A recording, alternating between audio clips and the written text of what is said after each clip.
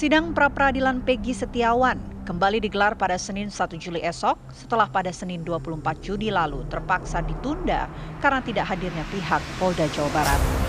Kabid Humas Polda Jawa Barat, Kombes Pol Jules Abraham Abbas menyebutkan alasan tim kuasa hukum Polda Jabar tidak hadir karena harus mengikuti agenda kepolisian yang sudah terjadwal sebelumnya. Namun kini, pihak Polda Jawa Barat memastikan hadir pada sidang lanjutan pra-peradilan Peggy Setiawan. Sementara itu, kuasa hukum Peggy menduga pihak termohon sengaja menunda sidang tersebut agar berkas yang diperiksa oleh Kejaksaan Tinggi Jabar dinyatakan lengkap atau P21 dan gugatan pra-peradilan yang diajukan oleh Peggy Setiawan gugur. Namun nyatanya Kejaksaan Tinggi Jawa Barat mengembalikan berkas perkara Peggy Setiawan kepada penyidik Polda Jawa Barat sehingga sidang pra-peradilan pun dilanjutkan. Jika dalam sidang lanjutan pra-peradilan Peggy Setiawan Senin esok, pihak termohon yakni Polda Jawa Barat kembali tidak hadir, maka mau tidak mau sidang akan tetap dilanjutkan. Tim TV One mengabarkan.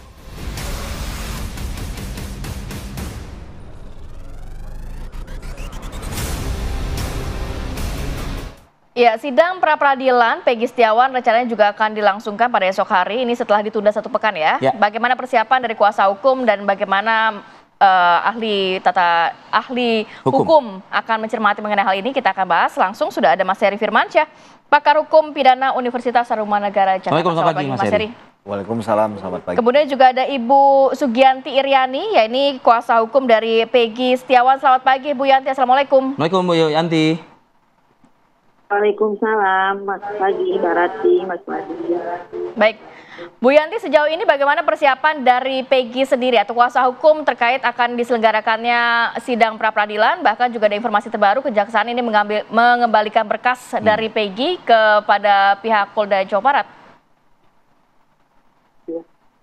Untuk persiapan mungkin kami dari minggu kemarin pun sudah siap di tanggal 24 Juni 2024 di sidang pertama itu kita sudah menyiapkan segala berkas-berkas, namun termohon tidak hadir dan hari besok pun mungkin berkas-berkas sudah siap juga seperti yang dilakukan pada tanggal 24 Juni kemarin, dan kita mempersiapkan mental. Mudah-mudahan pada sidang kedua ini termohon akan hadir.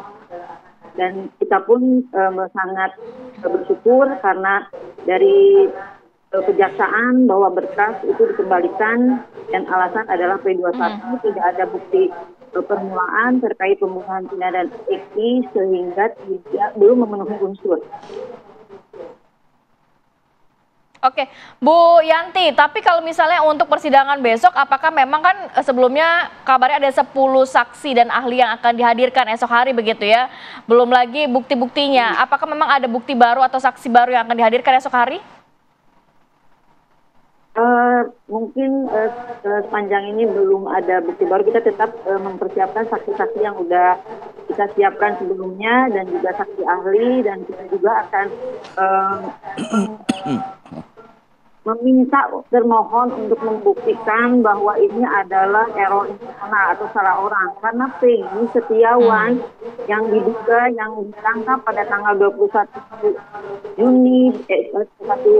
Mei 2024 dan ditetapkan sebagai tersangka pada tanggal 22 Mei 2004 itu adalah Peggy Setiawan yang beralamat di Kepongpongan, sedangkan Peggy alias Peron ditetapkan sebagai DPO pada putusan inkrah Pengadilan Negeri Kota Cirebon itu pada tahun 2017.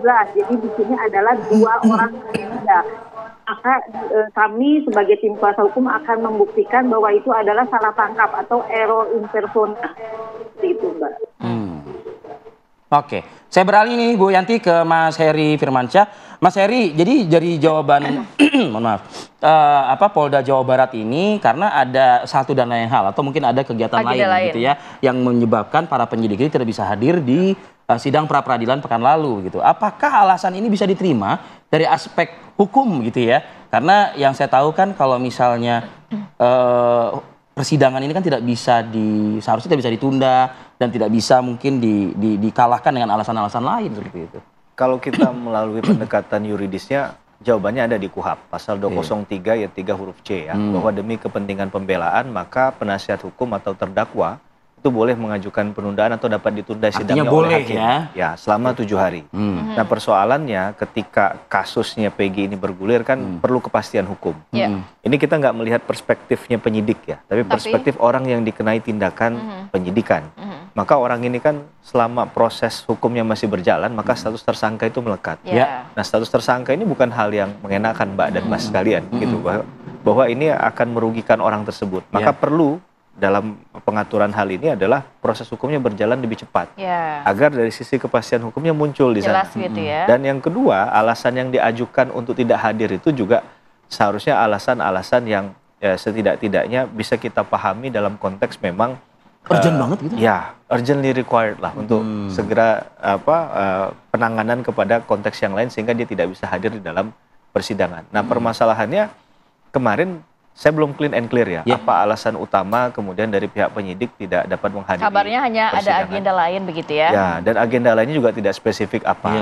Mungkin memang tanggal 1 Juli itu Senin adalah Hari Bayangkara, bertepatan dengan Hari Bayangkara. Tapi kan kalau kita lihat di artinya Anda mengatakan 1 Juli Hari Bayangkara, berarti besok nggak hadir lagi dong berarti? Kalau tidak hadir, itu memang hak hukum setiap orang. Tapi ingat bahwa dia akan melepaskan haknya, berarti dia dengan kata lain ketika proses hukum ini berjalan dalam sidang pra-peradilan, dia tidak memiliki haknya. Berarti bisa menguntungkan Peggy Setiawan kan? Sangat menguntungkan. Jadi kalau untungnya di mana? Berarti kan tidak orang ada tersandra dengan status tersebut tadi Mas Eri bilang kan? Betul. Dalam perspektif dia tidak menjawab, maka tentunya dalil yang disampaikan oleh pemohon kan lebih kuat kan. Dan mungkin tidak ada sanggahan dan hambatan.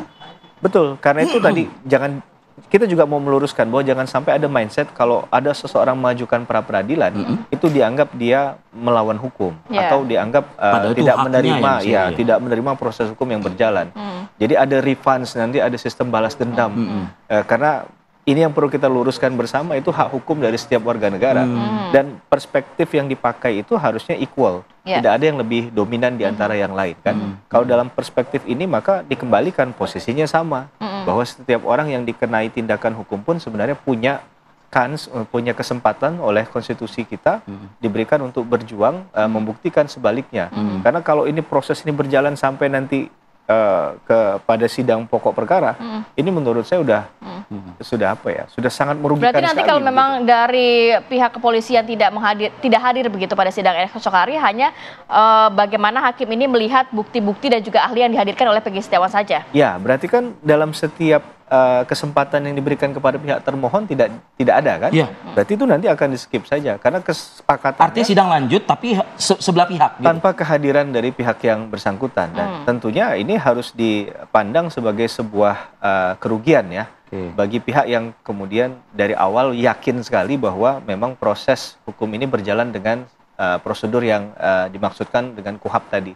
Maka menurut saya yang perlu dijawab adalah sejauh mana apa yang dilakukan oleh pihak Polda Jabar nanti di sidang hari Senin dan selanjutnya. Mengapa kemudian menetapkan Peggy Setiawan ini sebagai DPO kemarin dan juga apa kendalanya kemudian untuk menemukan Peggy ketika saat itu menjadi DPO. Karena kalau kita lihat mohon maaf ya, status sosialnya kemudian juga posisi pekerjaannya, backgroundnya lah ya. Backgroundnya agak sulit kita memahami untuk memerlukan waktu berapa tahun untuk kemudian bisa menangkap sosok Peggy Setiawan ini begitu. Ada nggak sih kaitan berhalangnya penyidik di sidang pertama yang kemudian ditunda pada tanggal 1 Juli nanti begitu dengan dikembalikannya berkas Peggy Setiawan oleh Kejati Provinsi Jawa Barat? Nanti ya, usai jeda berikut kami akan kembali.